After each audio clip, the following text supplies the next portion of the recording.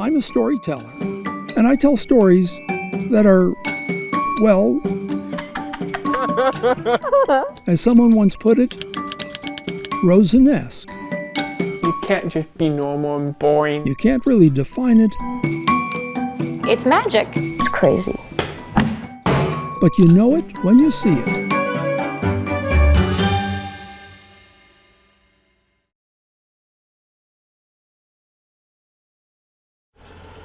Tuesdays without ceremony. The garbage truck comes and goes. But a few years ago at my house, for Alex and Zach, it was What happened, Alex? an event. He did that! From the start, it seemed, Quack. they were fans of heavy machinery. Bus.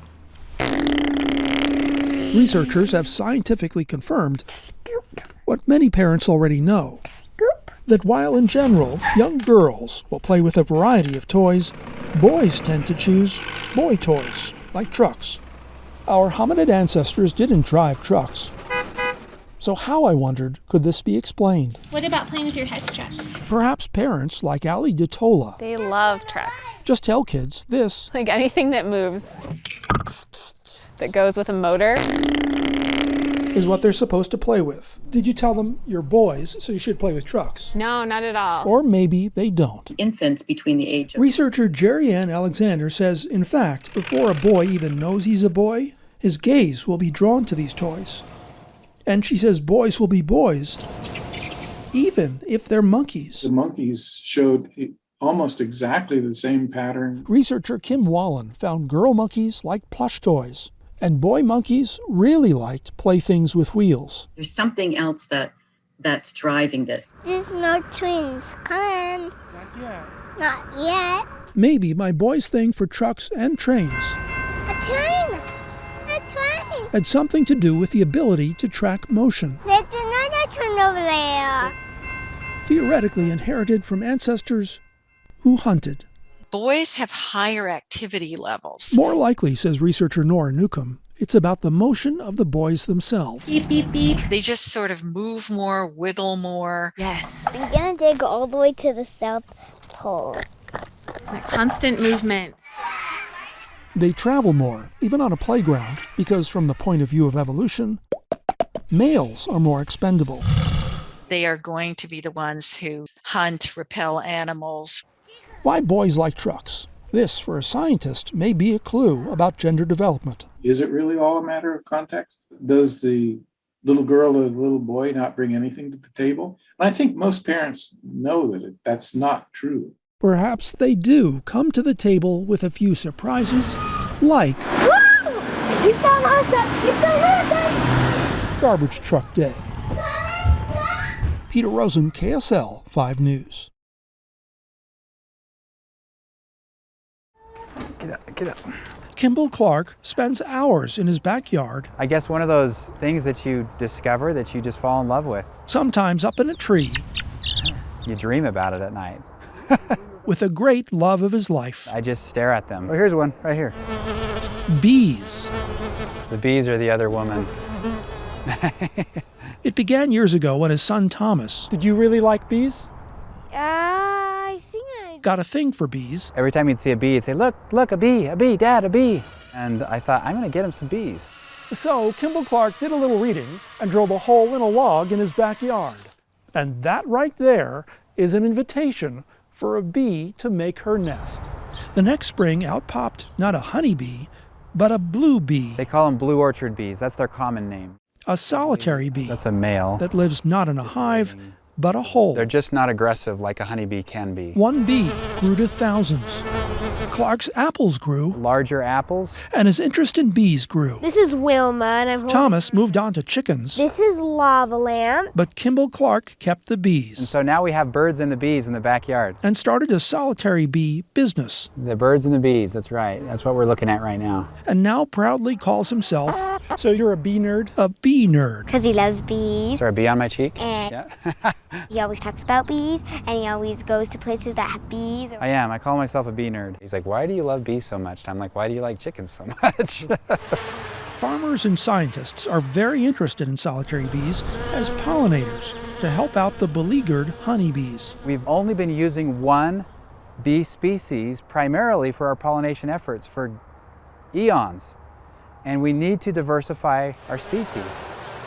So Clark does field research in his neighbor Vaughn Nielsen's backyard. Yeah, when Kimball started naming them by their name, first names, then I knew I had something good going. To try out a solitary green bee. Solitary bees in general are very efficient pollinators. We have honeybees next door, but they don't go as fast as these guys.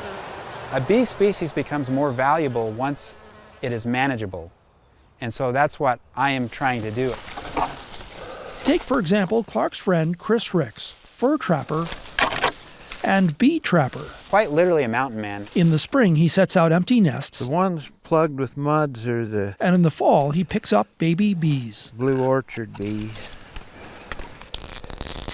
Splits open the tubes and sorts the cocoons. Oh, jackpot. You have to sort through hundreds of bees.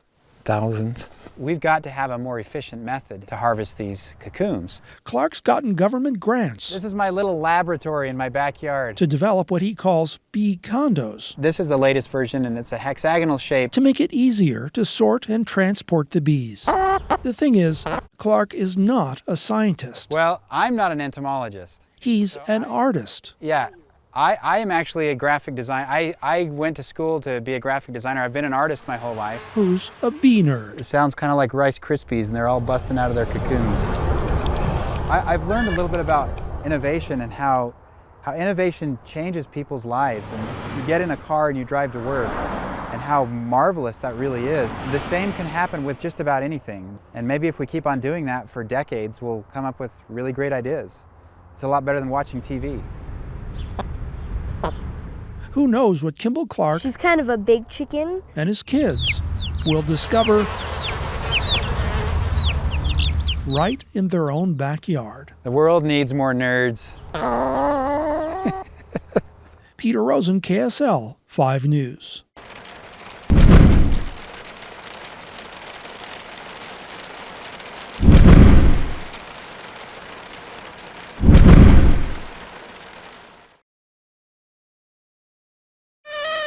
Miniature jackhammers whine as lab staff and volunteers slowly This is going on 2 years. uncover rainbows and unicorns. This is our quarry mascot, who's That's the name of the site in the Grand Staircase Escalante National Monument, where paleontologist Alan Titus was just sitting on the surface exposed. found this. Or adult foot bones, one of the middle toes. The remains of an adult tyrannosaur and 3 young tyrannosaurs, probably its It's an kids. incredibly rare find. Something that makes a We paleontologist did a happy dance. dance. Oh yeah, we got up and high fives all around. What they unearthed is possibly a new portrait of Tyrannosaurus.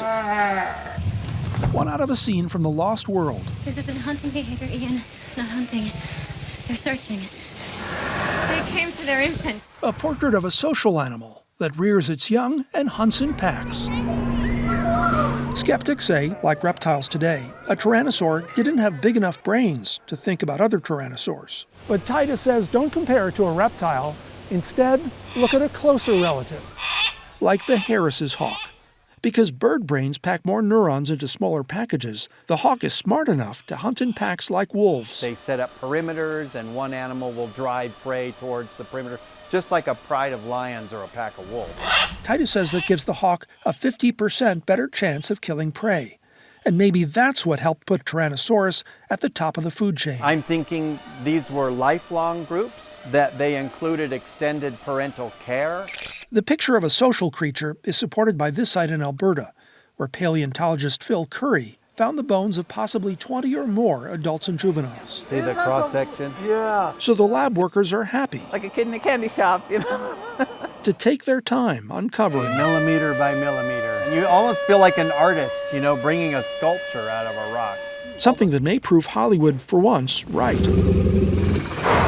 Makes the Jurassic Park movies cutting edge before their time.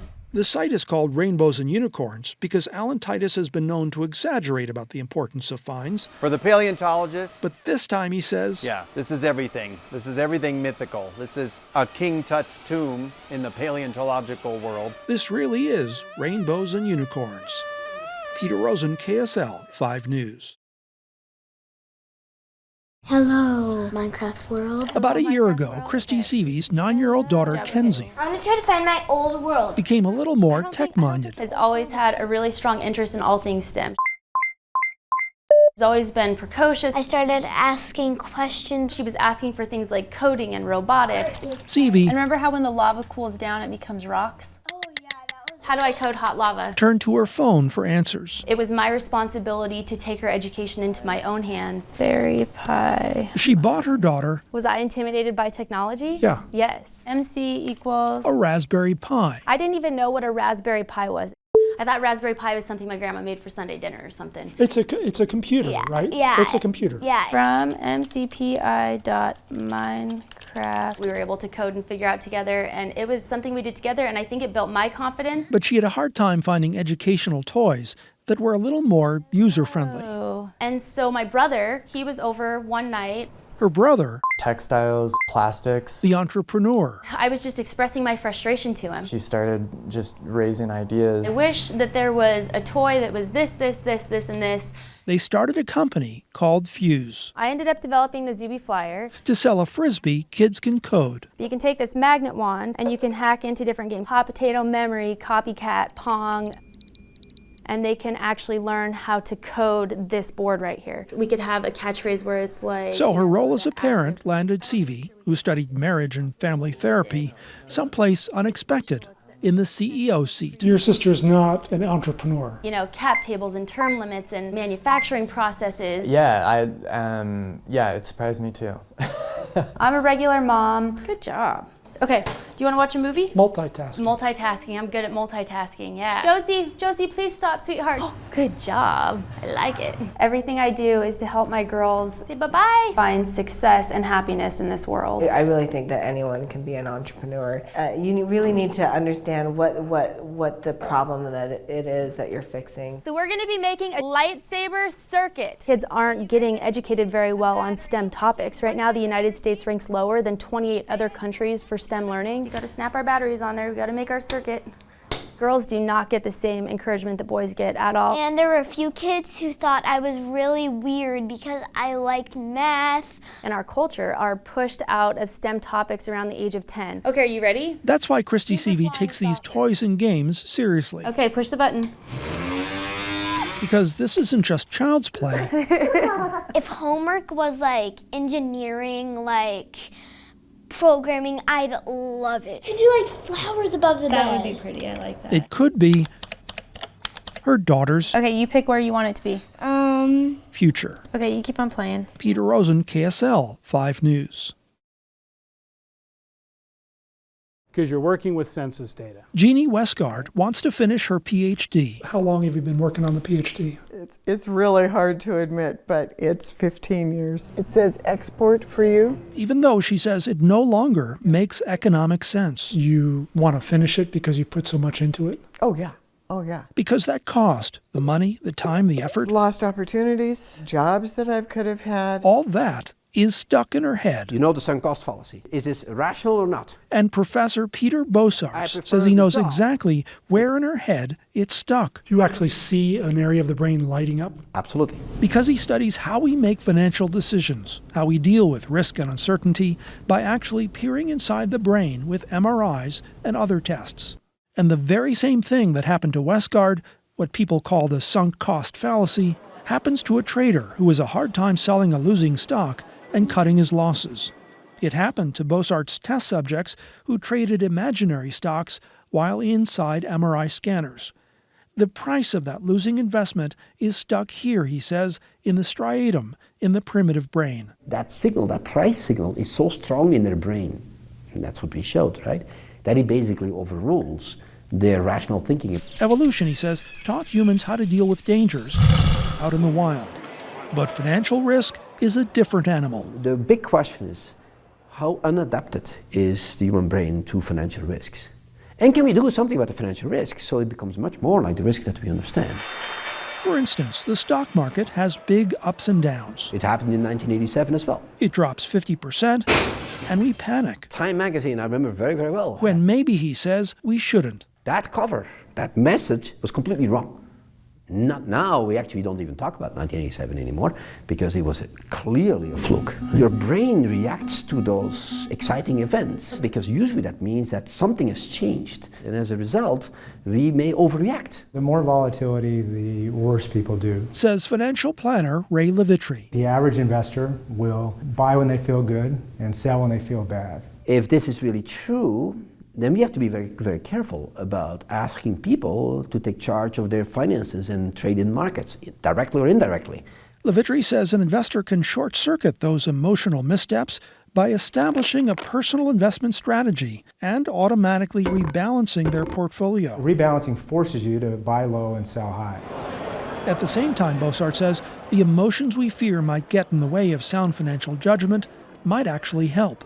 In another study, subjects played card games while in MRI machines, and their brains did the card game math in the anterior insula, what Bossart calls the seat of our emotions. And there we discovered very cool mathematical signals, as if emotions and mathematics were one and the same. In fact, he says there's evidence that people with brain lesions who are emotionally impaired make more financial mistakes. And this will give you a list. As for Jeannie Westgard, her decision to persevere is about more than just sunk costs.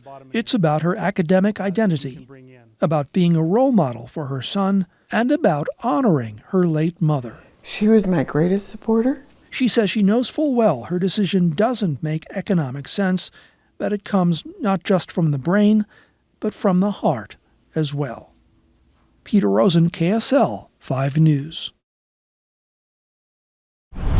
Maybe it was in his DNA. So this is the main lab. For Scott Summers to end up at a university conducting high-level research. We do a lot of tissue culture work back here. The path to the lab began in '81 when his dad, Jerry Summers, started showing symptoms. Running to the bathroom and drinking water. And was diagnosed. I went to the doctor and I said, I'm diabetic. With diabetes. Scott Summers, then 14. He came up to me and he was very concerned about me. And he says, Dad.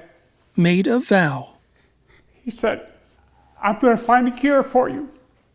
Not, it turned out, a forgotten promise.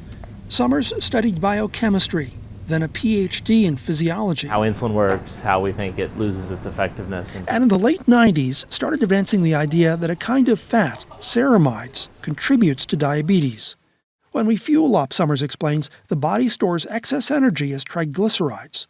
In diabetics, he thinks, it starts to spill out and become ceramides, which in larger quantities can be toxic. A controversial theory. We fought what was definitely an uphill battle. That gained more acceptance when he engineered a mouse with low ceramide levels without diabetes. That's a fat mouse. That mouse doesn't look very good in a bathing suit. These mice were bred to have insatiable appetites, but few ceramides. But it's healthy. They get fat, but they don't get sick. They don't have all of the negative consequences of eating too much.